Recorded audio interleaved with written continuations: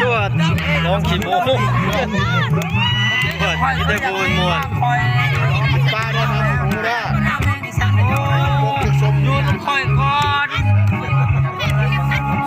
สาวใส่แล้วเนี่ยพี่ได้บูนมวนมันยกยกยกจวดจวด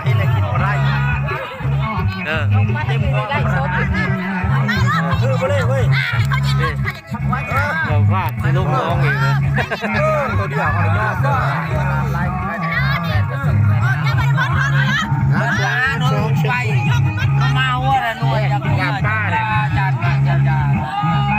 ปลาปิ่งปลาตุ่มปลาเขาจะเอาไว้ลาบปลาเด้อพวกนี่เลยว่ะกินแบบธรรมชาติอยู่กลางทงได้ไปได้เฮ้ยมันเป็นจุดได้นะนี่นะฮะจากกันพูดชาติ ปลาต่อก ลางนา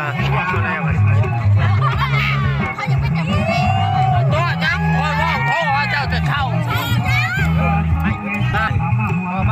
กินอยู่กลางทงนี่มันละคักเลยบรรยากาศดี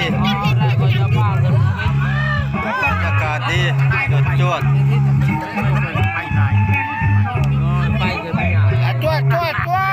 เอ้า